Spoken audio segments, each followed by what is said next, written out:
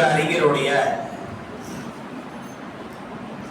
கல்வி மீது அவர் இவ்வளவு ஆர்வம் கொண்டிருந்தார் என்பதை பற்றி ஒரு சின்ன பாடத்தை தான் நாம் இன்னைக்கு பார்க்க போறோம். குறிப்பா மாணவர்கள் கவனிக்கணும்.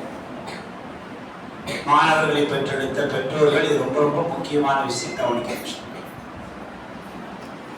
நமக்கெல்லாம் தெரியும், குரான்ல நிறைய துவாக்கள் உண்டு. ஆனா அதிகமா யாரெல்லாம் எனக்கு கொடு அப்படின்னு கேட்கிற துவா குரான்ல ஒண்ணுமே ஒரு துவா மட்டும் தான். குரான்ல நிறைய துவாக்கள் உண்டு. ஆனா ஒரு துவாவை மட்டும்தான் அல்லாஹ் நமக்கு எப்படி சொல்லி தரான்? நிறைய கூடிய அல்லாஹ் அப்படின்னு கேட்க சொல்றான். என்ன துவா இது? ரப்பி ஸித்னி இல்மா. என்ன அர்த்தம்? கல்வியானது யா அல்லாஹ் அதிகப்படுத்தி தருவாயாக. கல்வியை பொறுத்தவரையில இதை பத்தி கவலைப்படாதவங்க யாருமே இருக்க முடியாது. நல்லா படிச்சவங்களுக்கு ஒரு கவலை இருக்கும். என்ன கவலை? இன்னும் கொஞ்சம் நல்லா படிச்சிருக்கலாமே.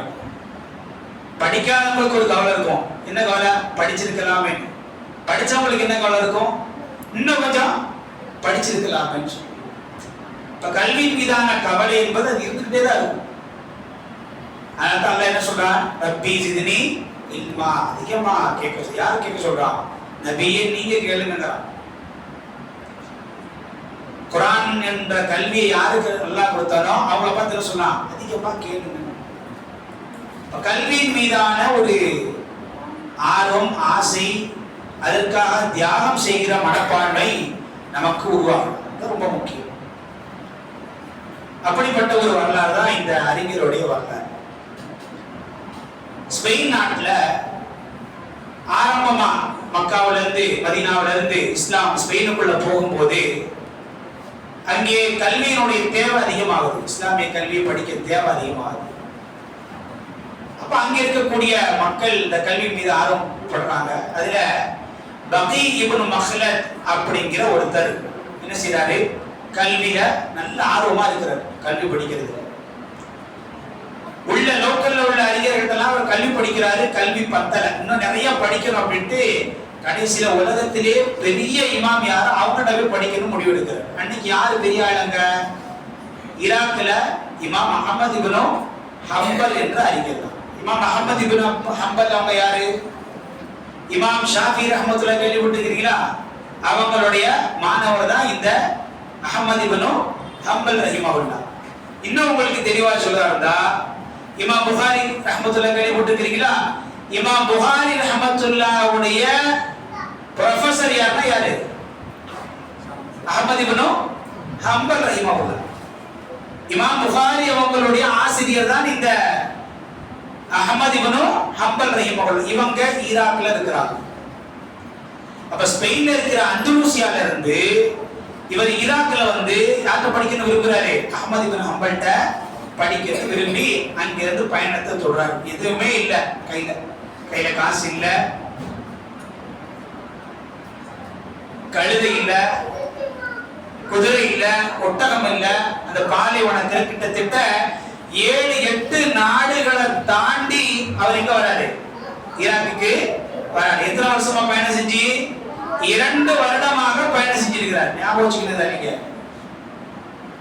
2 வருடமாக அவர் பயணம் செஞ்சு ஒரு ஊருக்கா வந்து கொஞ்ச நேரம் உழைச்சி அந்த காசை வச்சுக்கிட்டு இன்னொரு ஊருக்கு வர்றது, இப்படியே 2 வருடம் டிராவல் பண்ணி என்ன செஞ்சிட்டாரு?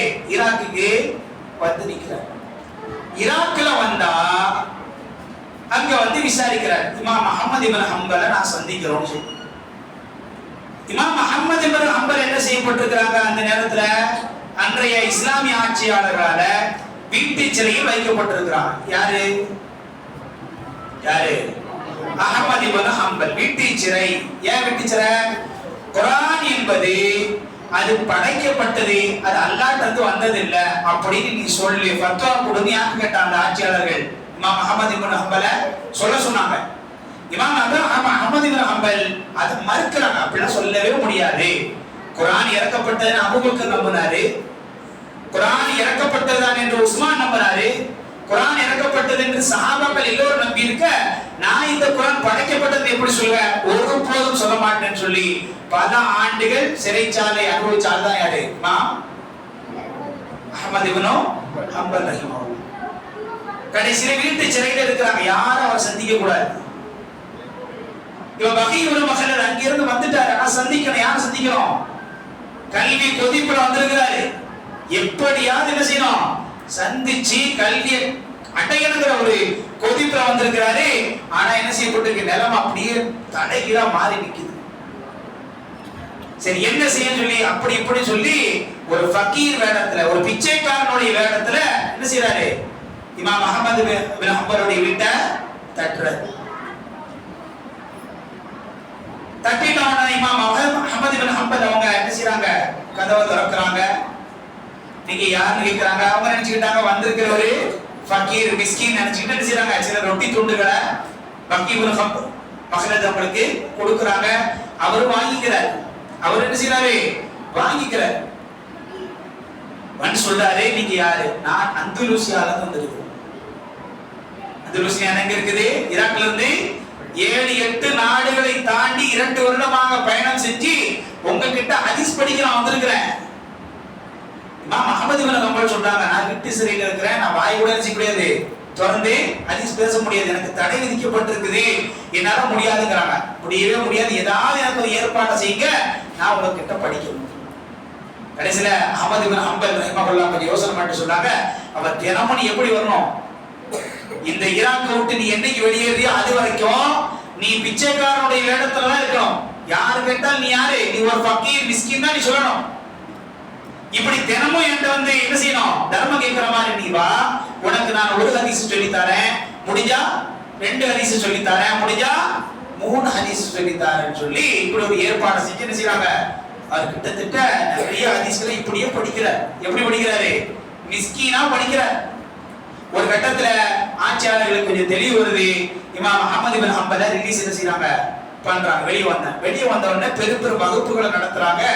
அப்ப இமாம் அஹ்மத் இப்னு ஹம்பல் அவங்களுக்கு பக்கத்துல பக்கீ அந்தலூசியா இருந்தாரா இல்லையா, அவர் பக்கத்துல வச்சு சொன்னாங்க, ஹாதா தாலிபுல் இல்ம், இவர்தான் இல்மை தேடக்கூடிய மாணவர் அப்படின்னு எல்லாத்தையும் அறிவு பண்ணாங்க. இவர்தான் யாரு, உண்மையான இல்மை தேடக்கூடிய மாணவன் உங்களுக்கு அறிவிக்கிற யாரு, இந்த உட்கார்ந்து இருக்கிறாரு, இவர்தான் 7 நாடுகளை தாண்டி 2 வருடம் பயணம் செஞ்சு என்னிடத்தில் பல கல்விகளை எடுத்துக்கொண்ட இவர், உண்மையிலே இவர்தான் யாரு, மாணவர் என்று சொல்வதற்கு தகுதியானவர் சொல்லி என்ன செய்றாங்க, அவரை அடையாளப்படுத்துறாங்க. யோசிச்சு பாருங்க, இன்னைக்கு தட்டுனா என்ன வரும், ஹதீஸ் வரும். தட்டுனா என்ன வரும், குர்ஆன் வசனம் வந்துரும். ஒரு குர்ஆனுக்கு விளக்கம் தேவையா, ஒரு தட்டு தட்டுனா என்ன செஞ்சிடும், ஓடி வந்துரும். உலகத்துல எந்த நாடுகள்ல எந்த மூலையில ஒரு அறிஞர் வாழ்ந்து ஒரு புத்தகம் எழுதி இருந்தாலும் அந்த புத்தகத்தை எங்க எடுத்துடலாம், இங்க உட்கார்ந்துகிட்டு ஒரு நிமிஷத்துல என்ன செஞ்சா நாம எடுத்துடலாம். ஆனா அந்த காலகட்டம் யோசிச்சு பாருங்க. இப்ப இது தியாகம். இந்த தியாகத்துக்கு தான் உங்களுக்கு என்ன கிடைச்சது, கல்வி கிடைச்சது. தியாகம் முக்கியம். மூசா நபி சொன்னாங்க இல்லையா, அவ் அம்திய ஹுக்பா, அல்லாஹ் ஹிதர் அலைஹிஸ்ஸலாம் அவர்களை சந்திக்க சொல்லி இருக்கிறான், ஒரு இடத்துக்கு வர சொல்லி இருக்கிறான். அந்த இடத்தில் ஹிதரை நான் சந்திக்கவில்லை என்றால், ஹிதரை நான் எங்கே எத்தனை காலம் தாண்டி போய் சந்திப்பதாக இருந்தாலும் நான் சந்திப்பேங்கிறாங்க. யாரு, மூசா நபி. சூரத்துல் கஹ்ஃப்ல அந்த செய்தி வருது. அப்ப இந்த கொதிப்பு கல்வி மீது நமக்கு இருக்க வேண்டும். எப்படியாவது கஷ்டப்பட்டனாலும் சரி, பசியோடு இருந்தாலும் சரி, பல நாள் தூங்காம இருந்தாலும் சரி, நான் எந்த கல்வியை அடையணுமோ அந்த கல்வியை அடைஞ்சே தீருவேன் அப்படிங்கிற ஒரு பேர் ஆசை என்ன செய்யணும், நமக்கு இருக்க வேண்டும். அதற்காக தியாகம் செய்தவர்களாக நாம என்ன செய்யணும், மாறணும். அப்பதான் இது கிடைக்கும், கல்வி கிடைக்கும். இருந்த இடத்துல இருந்து கல்வி கிடைக்காது. கல்விக்கு 4 பேர் என்ன செய்யணும், சந்திக்கணும், பேசணும். இமாம் புகாரி ரஹ்மத்துல்லாஹி சொன்னாங்க, நான் 1000க்கும் மேற்பட்ட அறிஞர்களை சந்தித்திருக்கிறேன். எத்தனை பேரு,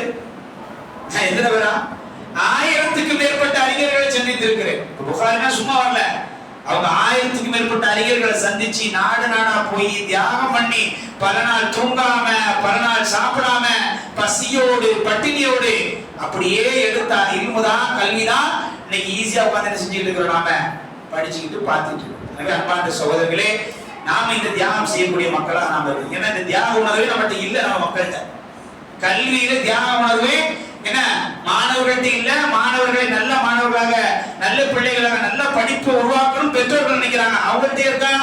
அவங்க கிட்ட யோசிச்சு பாருங்களேன்.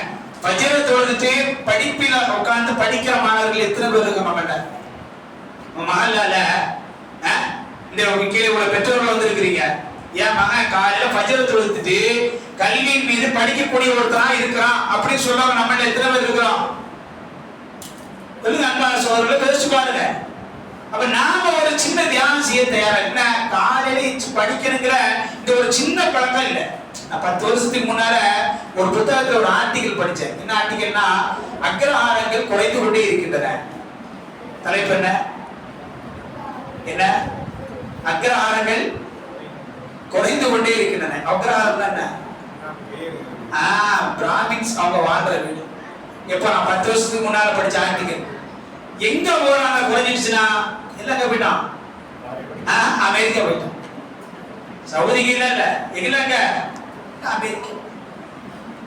என்ன காரணம் சொல்லுங்க பார்க்கலாம்? 3:30 மணிக்கு எந்திச்சு படிப்பாங்க.